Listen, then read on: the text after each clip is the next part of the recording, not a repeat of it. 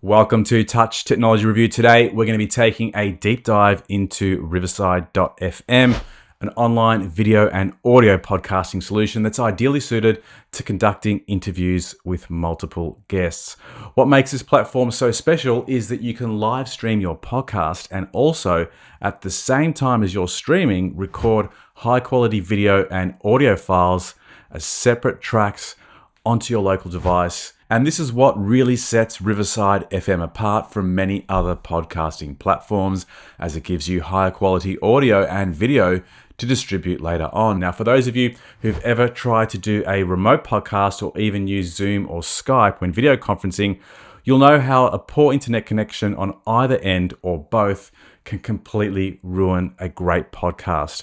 Riverside FM's unique recording framework ensures that the high quality video all the way up to 4K resolution and audio files of either 44.1 or 48 kilohertz are recorded and available to use in edit later on. It's a very simple process and I'll explain it further down the line in this video. So what does this platform cost?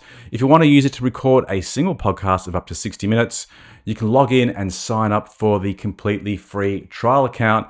For more extensive use, you can sign up for any of the paid plans, starting at $7.50 per month US for a yearly subscription, which provides you with 2 hours recording time per month, live streaming capabilities over Twitter, YouTube, and Facebook, and the ability to accept live calls. If you upgrade to the standard plan, you can record up to 5 hours per month. And for those of you with more extensive requirements, if you upgrade to the Pro plan, you can record up to 15 hours per month and also get access to automatic transcriptions. And there's even an enterprise version for professional organizations that gives you a whole lot more.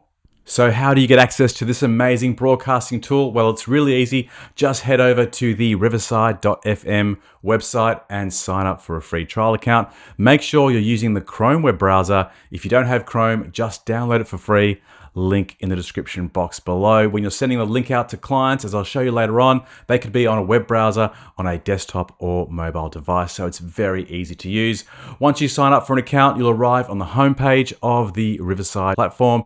On the top right-hand corner of the screen, tap on the profile icon and you can upload a photographic avatar or even your corporate logo. This is really important for branding as it's the first thing people will see when they join a show.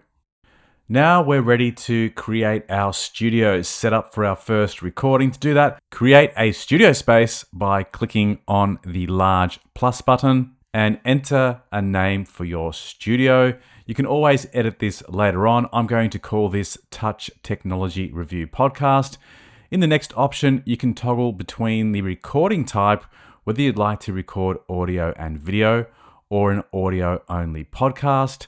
And you can choose to enter the studio now or set up your studio for a recording session later on. You can now enter in the name of the host. My name is John Scarpa, so I'll enter those details in the field at the top. The next option I get is to determine whether I'm using headphones or not. In this case, I will be using a set of headphones. I'll just expand out a little bit more so you can see the rest of the screen. On the right-hand side, we also get a visual preview of the camera and we get some options to toggle between the microphone, the camera, and the audio monitoring. So in this example, I'm going to use my Thronmax M-Drill1 USB microphone and I'll select that from the drop-down list. If you don't have an external microphone, you can just select the internal audio. I tend to prefer to use microphones for my podcasts as it really does help ensure that you get the best possible quality sound. Next, I'll select from the option of FaceTime camera.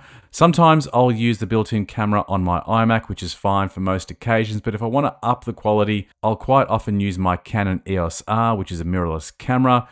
I connect that via USB-C, and I use the Canon webcam utility software to do that. And then in terms of monitoring the audio, you can either select the built-in audio with your headphones plugged into your computer, or if you like and you have a USB microphone, you can use the output of the microphone for monitoring. So all this is going to depend on the hardware that you have available. So once you've configured all of your hardware, you're pretty much ready to go.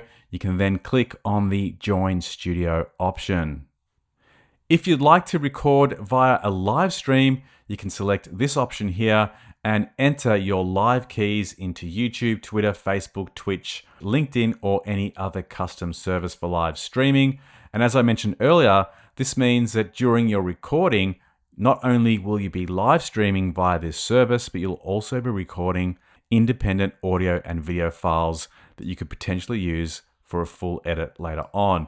Now, all you need to do is to invite your guest. To do that, simply click on the copy link option, and then you can forward that link to your guest, or you could select the invite by email option, which makes it even easier for you, and you can simply enter in the email address of your guest.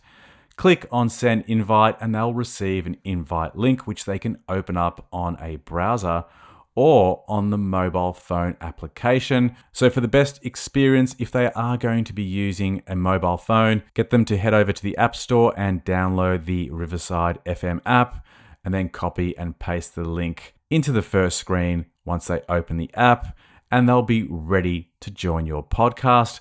Once they click on the join icon on the app, they'll appear in your web interface and you can see them on the right-hand side of the screen. You can see the preview of your own video along with theirs. You can test the audio out, and provided everything's okay, once you've made your introductions, you can then proceed to start the recording of the podcast or live stream. When you click on the recording option, you get a 6-second countdown, and then the podcast will begin. And that's all you need to do in order to have a conversation, a podcast with a single guest or multiple guests using the Riverside FM platform. It really can't get any easier. And then when you're ready to conclude, you can simply click on the end call option. When you do that, your files will be uploaded onto the server, and you can then go and access those files in the recordings tab within your studio. Depending on how you like to produce your podcast, you can either go and grab those files by clicking on the MP4 and WAV file icons of each of the guests, and that will give you an independent video and audio file that you can grab and place into your editor, line them up and produce a custom edit. Or if you want to get the podcast out quickly and haven't got the time to go into a custom edit, you can use the built-in Magic Editor that comes with Riverside FM. To do that, click on the Magic Editor Projects menu item next to Recordings, and you'll be taken into the editing screen. Let's have a look at what you can do there very quickly. You can choose to include both the video and audio or the audio only. Then select on the next option, and you can change the layout from grid view to all speaker view, and also change the layout style from fill screen to width with gap, and also corner radius and rounded edges. And if you want to keep the aspect ratio of the recording intact, you can select that option so that you get widescreen footage on the side-by-side view rather than the square crops that we're seeing in this current layout. And you can also change the background image of your layout. And you can also select a logo to be placed on screen if you'd like to do that. Once you've completed the layout, click on the next button on the right-hand side, and you can now export your podcast. Let's quickly take a look at a sample of that podcast recording. As I understand it, you recently picked up the 13-inch MacBook Pro with the M1 processor. This has been a big upgrade for you, coming from the previous generation of MacBook Pro and also having used the iPad for some time. What sort of difference have you seen in terms of its performance and overall functionality compared to your previous Macs? Absolutely. I'm so happy with the fact that I can be running Illustrator, Photoshop, and let's say iMovie all at the same time. Simply the fact that it won't even warm up. Just amazing. The fan, it's got a fan in there, and I haven't heard the fan once.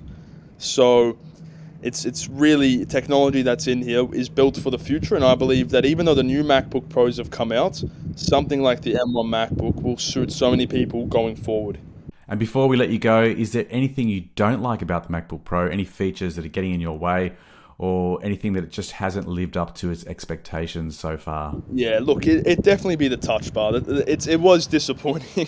I bought it thinking that the touch bar would be a special feature that I'd absolutely love, but it just makes everything so much harder. Thanks for watching. Hopefully you enjoyed this brief insight into the amazing platform that is Riverside FM. If you want to take advantage of this amazing podcasting solution, head over to their website and I'll leave a link to that in the description box below. Sign up for a free account. Check it out, and if you loved it as much as I did, I'm sure you'll be signing up for one of the paid options, which gives you more recording time and unlocks additional features. If you have any questions about the content you've seen today, feel free to drop them in the comments box below. And as always, if you did enjoy this video, hit me up with a like and consider subscribing to the channel. See you on the next one.